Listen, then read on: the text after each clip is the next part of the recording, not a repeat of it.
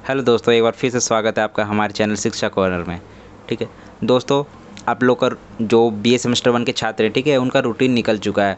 आप लोग रूटीन तो निकल चुका, आप लोग बिल्कुल परेशान मत होइए। अगर नोट्स नहीं बनाए अभी तक तो ठीक है, तो आप नोट्स के लिए बेफिक्र रहिए। यहाँ पर आपको पूरी नोट्स दी जाएगी। ठीक है, आप यहाँ पे नोट्स और विथ एक्सप्लेनेशन यहाँ पे आपको मिलने जा रहा है। ठीक है, अगर आपने अभी तक रूटीन नहीं देखा तो आप इससे पहले एक वीडियो डाली गई है, उसमें पूरी रूटीन को डिस्कस किया गया है। ठीक है, और उससे पहले आपको प्रीवियस ईयर क्वेश्चंस को भी डिस्कस किया गया है पिछले वाली वीडियो में। ठीक है, तो आप दोस्तों अगर आप ये वीडियो को देख लिए हैं, ठीक है, तो उसके बाद वहाँ जाके आप प्रीवियस ईयर क्वेश्चंस को भी देख सकते हो। उससे आपको पता चल जाएगा कि किस किस तरह के सवाल आते हैं बीए सेमेस्टर 1 में। ठीक है, और ये पॉलिटिकल साइंस के लिए ही है। पॉलिटिकल साइंस के स्टूडेंट जो है उनके लिए वीडियो बन रहा है। ठीक है, तो उनका जो चैप्टर है, ठीक है, मैं एक बार सिलेबस आपको दिखा दूँ। ठीक है, ये मेरे पास रहा सिलेबस। ठीक है, ये राजनीति सिद्धांत का परिचय, ये कोर 1 का पेपर है। इसमें फर्स्ट में राजनीतिक सिद्धांत, प्रकृति और महत्व, एक बार मैंने सिलेबस को डिस्कस कर दिया है, लेकिन इस वीडियो में जो आपको बताने जा रहा हूँ वो ये बताने जा रहा हूँ राजनीतिक विज्ञान परंपरागत दृष्टिकोण। ठीक है, ये एक इम्पॉर्टेंट है। ठीक है, मैं वैसे सारे वीडियो को कवर करूँगा, लेकिन अभी मैं इसको बताते जा रहा हूँ। ठीक है, फिर उसके बाद आधुनिक दृष्टिकोण के बारे में बताऊँगा। तो ये इंपॉर्टेंट क्वेश्चन है। ठीक है, ये आ सकता है क्योंकि पिछली बार नहीं आया था, तो इस बार आने का चांस है, इसीलिए मैं इससे बता दे रहा हूँ पहले से ही। ठीक है, कि इसका नोट्स आप लोगों के पास हो जाए। चलिए दोस्तों शुरू करते हैं। हाँ तो दोस्तों, राइटिंग पे मत जाइएगा, आपको सिर्फ कंटेंट से मतलब रखना चाहिए। ठीक है, आप यहाँ से नोट्स बना सकते हैं। मैंने जो नोट्स बनाया था, ठीक है, बहुत पहले ही नोट्स बनाया था, लेकिन आप लोग के लिए ये कारगर होगा क्योंकि इसमें मुझे भी अच्छे मार्क्स मिले थे। ठीक है, तो आप लोग को भी अच्छा मार्क्स जरूर मिलेगा क्योंकि अगर ये नोट्स से आप पढ़ कर जाते हैं तो। ठीक है, तो ध्यान देना यहाँ पे आपको कि हम लोग पढ़ना है परंपरागत दृष्टिकोण या तो उपागम, एक ही चीज़ होता है। ठीक है, तो यहाँ हम देख सकते हैं कि यहाँ पर कंटेंट कुछ है जिससे मैं बता देता हूँ, क्योंकि आप पढ़ के बताऊँगा तो टाइम बहुत ज़्यादा लगेगा। ठीक है, तो उसके लिए मैं बता रहा हूँ। तो राजनीति विज्ञान का जो बात क्या कहा गया है, ठीक है, इसमें हम लोग को पढ़ना है राजनीति विज्ञान। ठीक है, तो राजनीति विज्ञान जो है वो प्राचीन काल में क्या था, तो प्राचीन काल में वो नीति शास्त्र था। ठीक है, नीतियों का ज्ञान चलता था वहाँ पे, मतलब पुजारी लोग रहते थे। ठीक है, या तो धार्मिक नेता लोग रहते थे। ठीक है, सब अब नीति का बात चलता था। उसके बाद जाके वो क्या बना, वो राजनीति शास्त्र बन गया। ठीक है, और राजनीति शास्त्र बन गया और अब जाके वो कालांतर में अब राजनीति विज्ञान का रूप ले लिया है। ठीक है, तो ये राजनीति विज्ञान कैसे फॉर्म हुआ तो उसके बारे में बताया गया। ठीक है, राजनीति विज्ञान का जो अध्ययन है ना, तो के अध्ययन की परंपरा बहुत पुरानी है। करीब 2500 साल से राजनीति के व्यवस्थित आधुनिक युग में विशेषता दूसरे विश्व युद्ध के बाद से राजनीति के अध्ययन के कई नई तरीके विकसित हुए। मतलब क्या कहना चाह रहा है कि राजनीति का जो अध्ययन है ना, वो करीब 2500 साल पुराना है और उसका जो अध्ययन का क्षेत्र जो है अभी भी बढ़ता जा रहा है, अभी भी बढ़ता जा रहा है और विकसित हो रहा है। ठीक है, नए नए उपागम आ रहे हैं, मतलब नए नए दृष्टिकोण आ रहे हैं। ठीक है, नए नए ये जो राजनीतिक शास्त्री आ रहे हैं। ठीक है, और वो अपना अपना उपागम दे रहे हैं। ठीक है, तो ये सब आप लोगों को लिखना पड़ेगा कि कौन कौन, जैसे नए नए राजनीतिक शास्त्री आए तो वो क्या क्या बता रहे हैं। ठीक है, और नए नए क्या क्या अपना क्षेत्र में क्या विकसित कर रहे हैं कि राजनीति के क्षेत्र में क्या क्या होना चाहिए, क्या क्या नहीं होना चाहिए, और राजनीति को किस नज़र से देख रहे हैं। ठीक है, वैज्ञानिकता के आधार पर, कि मूल्यों के आधार पर, तो वो सब आगे हम लोग पढ़ेंगे। ठीक है, चलिए यहाँ पर देखते हैं। जहाँ आधुनिक उपागम, यहाँ हम देख रहे हैं कि आधुनिक उपागम हो गया ये, और ये परंपरागत उपागम। मतलब उपागम जो होता है, जो दृष्टिकोण होता है राजनीति का, वो दो दृष्टिकोण होता है। सबसे पहला दो दृष्टिकोण होता है। एक दृष्टिकोण होता है वो क्या होता है, आधुनिक दृष्टिकोण। ठीक है, जो अभी का दृष्टिकोण है, और एक दृष्टिकोण होता है वो परंपरागत, जो पुराना दृष्टिकोण था राजनीति का। ठीक है, तो दोनों में क्या अंतर है, तो सबसे पहले बता दूं, आज की जटिल परिस्थितियों में राजनीति की सूक्ष्म प्रक्रियाओं को भिन्न भिन्न स्तरों पर और भिन्न भिन्न दृष्टिकोणों से समझने में सहायता देता है।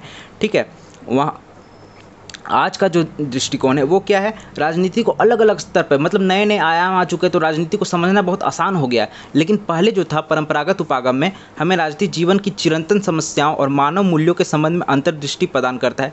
अतः राजनीति की बहुत सारी समस्याओं को समझने के लिए आज भी हमें प्लेटो, अरस्तु, रूसो, हीगल और मार्क्स सरीखे महान दार्शनिकों की सूझबूझ का सहारा लेना पड़ता है। ठीक है दोस्तों, यहाँ तक आप समझ गए होंगे कि हमें विभिन्न राजनीतिक शास्त्रियों का आज भी हमें सहारा लेना पड़ता है कि उनके गुणों के बगैर, उनके बारे में जाने बगैर, उनके दृष्टिकोण को जाने बगैर आज हम राजनीति का अध्ययन नहीं कर सकते। ठीक है, उनको दृष्टिकोण को हमें लेके ही चलना पड़ता है। ठीक है दोस्तों, यहाँ पर हम 4 पद्धति का बात करेंगे। यहाँ पे राजनीति विज्ञान जो है, ठीक है, राजनीति विज्ञान के परंपरागत उपागम के अंतर्गत हमको परंपरागत उपागम पढ़ना है। ठीक है, तो इसके अंदर हम 4 पद्धति, क्योंकि ये आपका कंटेंट बढ़ाएगा। एग्जाम में आप लिखेंगे क्या, तो एग्जाम में लिखने के लिए आपको कंटेंट चाहिए, और कंटेंट यही सब है। क्या है, दार्शनिक पद्धति हो गया, ऐतिहासिक पद्धति हो गया, कानूनी पद्धति हो गया और संस्थागत पद्धतियाँ। तो ये 4 पद्धतियाँ को हम लोग को लिखना ही पड़ेगा, ठीक है।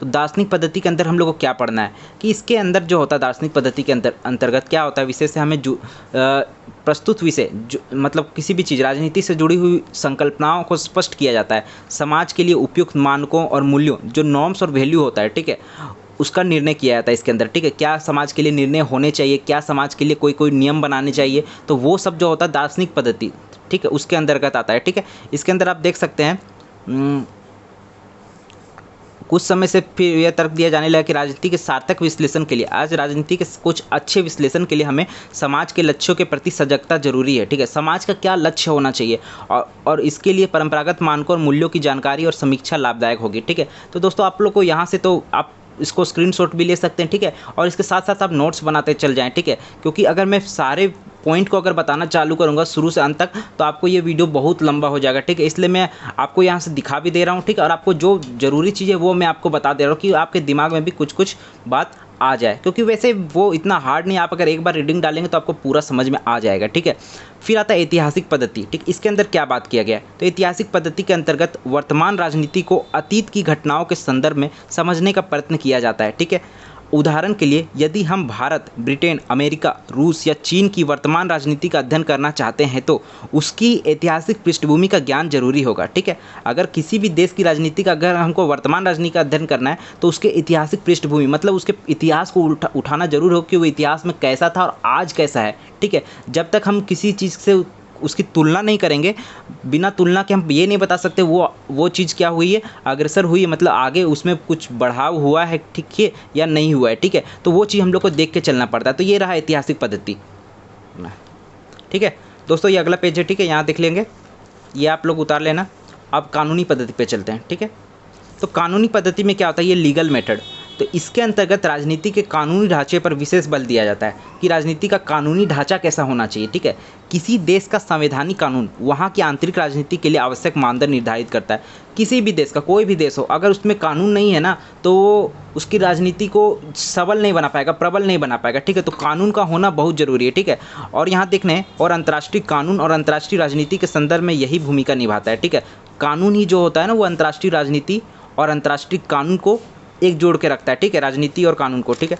अब यहाँ देखना है, उदाहरण के लिए एक उदाहरण ले लेता हूँ कि भारतीय राजनीति के अध्ययन में भारत के संविधान की जानकारी जरूरी समझी जाती है। अगर भारत की राजनीति का जानकारी लेना है तो भारत का संविधान को सबसे पहले जानना पड़ेगा आप लोगों को, ठीक है। ये जो भारत का संविधान है, अगर भारत का संविधान को जाने बिना अगर हमें अमेरिका का ही राजनीति का जानना है तो अमेरिका का संविधान देखना पड़ेगा कि उसमें कितने अनुच्छेद है, कैसे कैसे अनुच्छेद है, और वो अनुच्छेद में क्या क्या प्रावधान दिए गए, राष्ट्रपति को क्या प्रावधान है, किस इसके प्रावधान क्या है, ठीक है, सीनेट को क्या प्रावधान है। तो ये सब हम लोग को जानना पड़ता है, तब हम लोग बता सकते हैं वहाँ की राजनीति कैसी होती है, ठीक है। तो ये सब आप देख सकते हैं। इसमें हम लोग विधानमंडल के बारे में जानेंगे, एग्जीक्यूटिव जो होता है, ठीक है, विधायिका, कार्यपालिका, न्यायपालिका, उसकी क्या क्या शक्तियाँ होती है। तो ये सब कानूनी पद्धति के अंतर्गत आपको लिखना है, ठीक है। तो एक बार आप यहाँ पर देख लीजिए आपको क्या क्या लिखना अगर, ठीक है, और यहाँ से आप नोट्स बना सकते हैं, ठीक है।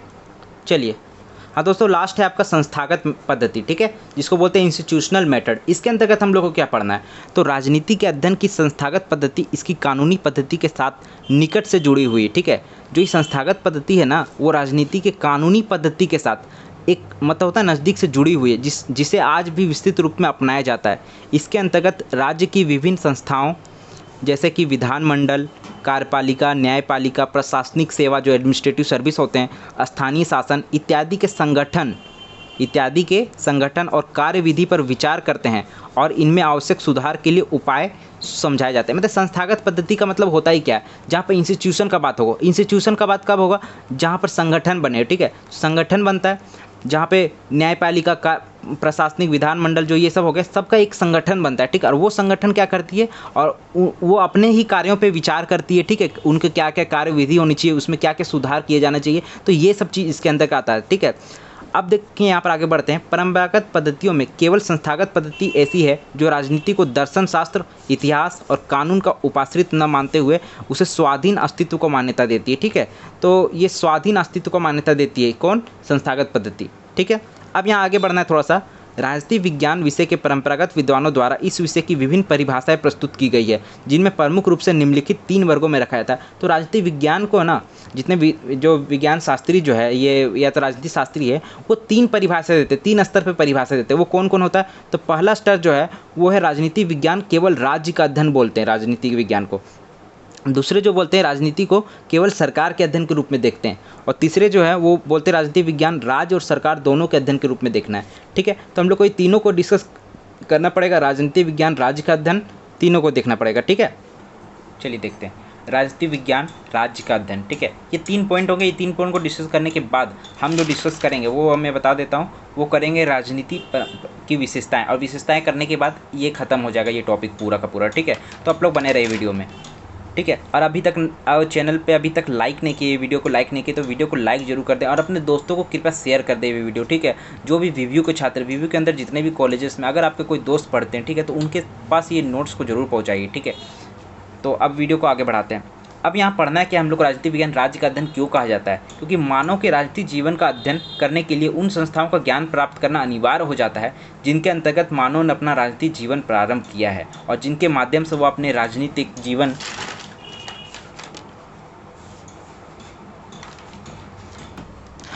को विकसित करने के लिए प्रयत्नशील है। ठीक है, इस प्रकार की राजनीतिक संस्थाओं में राज्य सबसे प्रमुख है। तो राज्य जो है, हम लोग राज्य के अंतर्गत ही हम लोग बड़े हुए हैं। ठीक है, और राज्य के अंतर्गत ही हमारा आध्यात्मिक सब विकास हुआ है। ठीक है, तो हम लोग को राज्य को पढ़ना समझना बहुत ज़रूरी है। ठीक है, अब आता राजनीति का पर्यायवाची आंग्ल शब्द क्या है? वो पॉलिटिक्स होता है। यूनानी भाषा पोलिस शब्द से बना हुआ है, जिसका अर्थ क्या होता है? उस भाषा में नगर अथवा राज्य होता है। ठीक है, तो ये सब बात को आप लिखना है राजनीति के बारे में। ठीक है, अब आते हैं नीचे, अब देख लीजिए यहाँ पे एक सेकेंड और।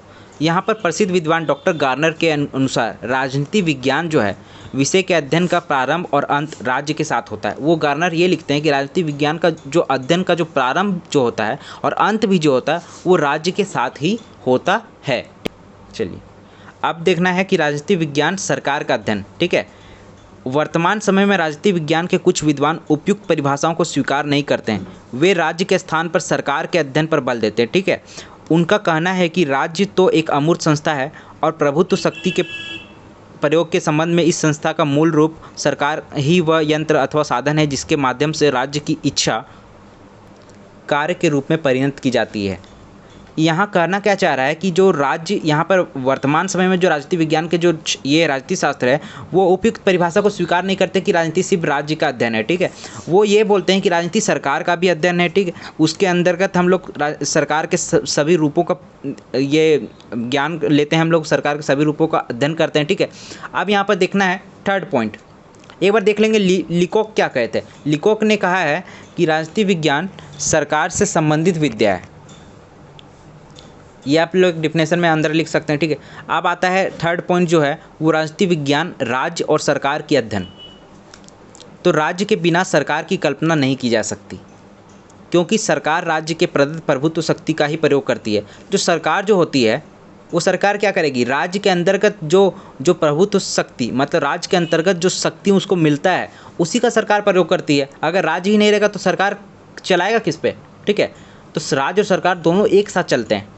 ठीक है, सरकार के बिना राज्य का मूर्त संकल्पना मात्र है। ठीक है, राज्य की क्रियात्मक अभिव्यक्ति के लिए सरकार का और सरकार के अस्तित्व की किसी कल्पना के लिए राज्य का अस्तित्व अनिवार्य है। तो ये इंपॉर्टेंट पॉइंट है, यहाँ पे आप लोग देख सकते हैं। ठीक है, चलिए अब ये खत्म हो चुका। अब यहाँ पर सिर्फ हम लोग को पढ़ना है राजनीति विज्ञान, परंपरागत राजनीति विज्ञान की विशेषताएं क्या क्या होती है। ठीक है, तो कुछ विशेषताएं हैं जिसमें मैं बता दूं कितना 6 विशेषताएं मैंने लिखी है और वो पढ़ना है। ठीक है, अब आता सबसे पहला विशेषता है तर्क और कल्पना पर आधारित अध्ययन है। जो ये परंपरागत राजनीति विज्ञान है वो किस पे अध्ययन है? वो तर्क कल्पना पर आधारित अध्ययन है। ठीक है, परंपरागत राजनीति विज्ञान में तर्क और कल्पना की उड़ान भरते हुए ऐसे आदर्श प्रस्तुत किए गए हैं जिनका राजनीतिक जीवन के यथार्थ से कुछ लेना देना नहीं है।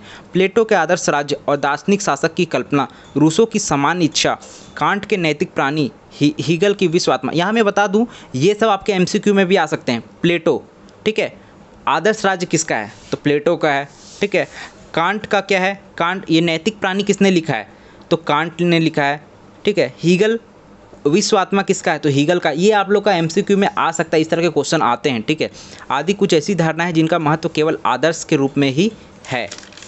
अब यहाँ देखना है, नैतिकता और राजनीतिक मूल्यों पर विशेष बल देता है। जो परंपरागत राजनीतिक विज्ञान है वो नैतिकता पर बल देता है और राजनीतिक मूल्य पर बल देता है, ठीक है। अब इसके अंतर्गत क्या क्या चीज़ आती है वो बताता हूँ कि परंपरागत राजनीतिक विज्ञान की एक मूल्य मान्यता है कि राज्य एक नैतिक संस्था है। वो राज्य को एक नैतिक संस्था मानता है जिसका उद्देश्य व्यक्ति को नैतिकता के मार्ग पर निरंतर आगे बढ़ाना है। तो बहुत सिंपल सी बात है, आप लोगों को सिर्फ ध्यान में ये रखना है, एक बार रीडिंग डालना है आप लोगों को, ठीक है। नोट्स बनाने के बाद आपको रीडिंग डालना है और आपका पूरा का पूरा आपको समझ में आ जाएगा। ये मूल्य सापेक्ष अध्ययन है और दार्शनिक एवं विचारिक दृष्टि से इसका मूल्यों, आदर्शों एवं लक्ष्यों से अविच्छिन्न संबंध है। अधिकांश परंपरागत विचारक आचार शास्त्र और नैतिकता से प्रभावित रहे हैं तथा उनकी मूलभूत धारणा है कि मूल्यों से अलग हटकर राजनीति पर विचार नहीं किया जाता। वो लोग मूल्य को जोर देते हैं, ठीक है। मतलब एक होता है नॉर्म्स, वैल्यू जो होता है, ठीक है। समाज के लिए कुछ निर्धारित किया जाता है कि ये नियम है आपके लिए, आपको इस नियम के अंदर चलना पड़ेगा, तो वही वो क्या होते हैं, वो मूल्य होते हैं। तो वो राजनीति में क्या बोलते हैं, नैतिकता का बात करते हैं और राजनीतिक मूल्यों पर विशेष बल देते हैं, ठीक है। तो मूल्य से आप क्या समझ के, समाज के लिए जो नॉर्म्स, यहाँ पर समाज के लिए जो नॉर्म्स बनाए जाते हैं, ठीक है, जो एक कानून बनाए जाते हैं। कानून क्या मतलब, समाज के अंदर रह के ही व्यक्ति अपने लिए एक ठो मतलब कानून बनाते हैं। वो कोई विशेष कानून नहीं होता, ठीक है, लेकिन वो समाज के लिए होता है कि समाज में हमको इस राह पे ही चलना है, इससे आगे नहीं बढ़ना है, ठीक है। तो वो सब चीज़ नॉर्म्स होते हैं। अब आते हैं कानूनी, औपचारिक तथा संस्थागत अध्ययनों की प्रमुखता। इसमें क्या होती है, कानून, औपचारिक और संस्थागत अध्ययन जो होते हैं उसकी प्रमुखता को ध्यान दिया जाता है। परंपरागत राजनीति विज्ञान में प्रमुखतया राजनीतिक एवं सरकारी संस्थाओं का ही अध्ययन किया जाता रहा है, ठीक है, तथा राजनीतिक प्रक्रिया एवं राजनीति के प्रत्येक तत्व आदि का जैसा अध्ययन किया जाना चाहिए था, ये नहीं किया गया। आज जो परंपरागत राजनीति विज्ञान है, यहाँ पर इसका कुछ डिमेरिट है। ये क्या है, डिमेरिट है, ठीक है। डिमेरिट क्या है कि वहाँ पे अभी सिर्फ क्या क्या अध्ययन किया जाता है, सरकारी संस्था हो गया, राजनीतिक और सरकारी संस्था का अध्ययन किया जा रहा है, राजनीतिक प्रक्रिया और राजनीति के प्रेरक तत्व, जो राजनीतिक प्रक्रिया, जो पॉलिटिकल प्रोसेस है, और राजनीति के प्रेरक तत्व जो राजनीति को एक्साइट करते हैं, ठीक है, वो उनका अध्ययन किया जाना जो था, लेकिन वो नहीं किया गया उसमें, ठीक है। उस समय ऐसा विश्वास प्रचलित था कि राजनीतिक जीवन की व्याख्या करने के लिए राजनीतिक संस्थाओं का विधि और संविधान के परिप्रेक्ष्य में अध्ययन प्राप्त है। वो यही चाहते थे कि राजनीतिक संस्था का अध्ययन कर लिए और वही प्राप्त है, पर्याप्त है, पर ऐसा संभव नहीं है। आज राजनीति का क्षेत्र बहुत विकसित हो गया, ठीक है। उसके अध्ययन को इतना तक ही सीमित रखना गलत है, ठीक है। चलिए, तो वो परंपरागत राजनीति विज्ञान था, उस समय उतना ही था, ठीक है। आज इसका क्षेत्र बढ़ चुका है। अब आते हैं चौथा पॉइंट पे, अपरिष्कृत परंपरागत पद्धतियाँ। इसके अंतर्गत क्या कहा गया, इसके अंतर्गत ये कहा गया कि परंपरागत राजनीति विज्ञान के अध्ययन की प्रमुख पद्धतियाँ क्या क्या, इतिहास, दार्शनिक, कानूनी और संस्थागत। ये 4 पद्धतियाँ आप लोगों ने अभी पढ़ी थी। डॉक्टर SP वर्मा के अनुसार परंपरागत राजनीति विज्ञान के विकास की 4 अवस्थाएँ, हाँ, ये 4 अवस्थाएं कौन कौन सी है, ऐतिहासिक हो गई, विश्लेषणात्मक हो गई, आदर्शनात्मक, उपदेशनात्मक तथा वर्णनात्मक, परिभाषणात्मक। यहाँ पर मैंने इंग्लिश में भी लिख दिया, historical, analytical, normative, perspective, descriptive, taxonomical, ठीक है। तो ये आप लोग को लिखना पड़ेगा, ये आप लोग लिख लीजिएगा। 4 पद्धतियाँ, ये पॉइंट है आप लोगों की, यही पॉइंट आप लोग को अगर याद रह गया तो आप इससे अंदर से कुछ भी चीज़ लिख सकते हैं, ठीक है। आप लोगों को पॉइंट्स याद रखना बहुत जरूरी है और एग्जाम में सबसे ज़रूरी होता है पॉइंट्स वाइज लिखना, ठीक है। अगर आप सीधा पेज भर दे रहे हैं, ठीक है, और आप लोग को पता नहीं, तो एग्जामिनर आप लोग के पूरा पेज को पढ़ने वाला नहीं है, ठीक है। वो आपके पॉइंट्स पे नंबर देता है, आप कितने पॉइंट्स के अनुसार नंबर लिख रहे हैं उनके अनुसार, ठीक है, तो उस हिसाब से आपको नंबर देगा। तो आप लोग को ये बात ध्यान में रखना चाहिए। अब यहाँ पे देखना है, ये अवस्थाएं एक दूसरे की विरोधी नहीं थी और समय समय पर एक ही युग में विभिन्न प्रवृत्तियों को काम करते हुए पाते हैं, ठीक है। अब आता है प्रधानतः ये संकुचित अध्ययन। प्रारंभ से ही कहा गया कि जो परंपरागत राजनीति विज्ञान में अध्ययन को संकुचित कर दिया गया है, ठीक है। उनका विकास उतना ज़्यादा नहीं किया गया जितना होना चाहिए था, ठीक है। परंपरागत राजनीति विज्ञान के अध्ययनकर्ताओं द्वारा अपने आप को पाश्चात्य राज व्यवस्थाओं मतलब यूरोप के देशों और अमेरिकी राज व्यवस्था के अध्ययन तक सीमित रखा गया। मतलब उसका जो अध्ययन क्षेत्र है वो सिर्फ यूरोप और अमेरिकी राज व्यवस्था तक सीमित रखा गया और एशियाई, अफ्रीका और लैटिन अमेरिकी देशों की राज व्यवस्था को उचित महत्व प्रदान नहीं किया। और जो और देश थे जैसे अफ्रीका हो गया, लैटिन अमेरिका हो गया, वहाँ तक उसको महत्व को प्रदान नहीं किया गया। इसी प्रकार विभिन्न प्रकार की शासन व्यवस्थाएं का अध्ययन करने के बजाय इनकी दृष्टि उदारवादी लोकतंत्र तक सीमित रही। जो प्रधानतः जो संकुचित अध्ययन का यहाँ बात किया गया वो मेनली किस पे फोकस किया, उदारवादी लोकतंत्र तक सीमित रही है, ठीक है। तो ये पॉइंट हो गया। अब आता है एक्सटिन और रैप्टर क्या कहते हैं वो देख लीजिए एक बार। एक्सटिन रैप्टर कहते हैं कि परंपरागत दृष्टिकोण पाश्चात्य राजनीतिक व्यवस्था तक सीमित रहा और प्रमुखतया एक संस्कृति संरूपण या समूह का ही इसमें अध्ययन किया गया है, ठीक है। अब लास्ट पॉइंट है और फिर इसके बाद खत्म हो जाएगा। चिंतन में व्यक्ति निष्ठा के तत्व की प्रधानता। परंपरागत राजनीति विज्ञान की यह भी विशेषता रही है कि उसके राजनीतिक सिद्धांत अपने प्रतिपादकों के व्यक्तित्व और दृष्टिकोणों से प्रभावित रहे। मतलब जो परंपरागत राजनीति विज्ञान के जो प्रतिपादक है, जैसे हो गया ये क्या बोल सकते हैं, हीगल हो गए, ठीक है, थॉमस हॉब्स हो गए, ये सब जो हो गए, ठीक है, इनका जो व्यक्तित्व अपने आप में बहुत निखरा हुआ व्यक्तित्व है, ठीक है, और उनके दृष्टिकोण भी बहुत प्रभावित करते हैं। जरूरी नहीं कि उनका दृष्टिकोण अगर संकुचित तो गलत है, संकुचित है, पर जितना भी है वो सही दृष्टिकोण उनका उस समय तक था, ठीक है। ये विचारक तत्कालीन राजनीतिक समस्याओं का स्थायी समाधान खोजने का प्रयास करते थे।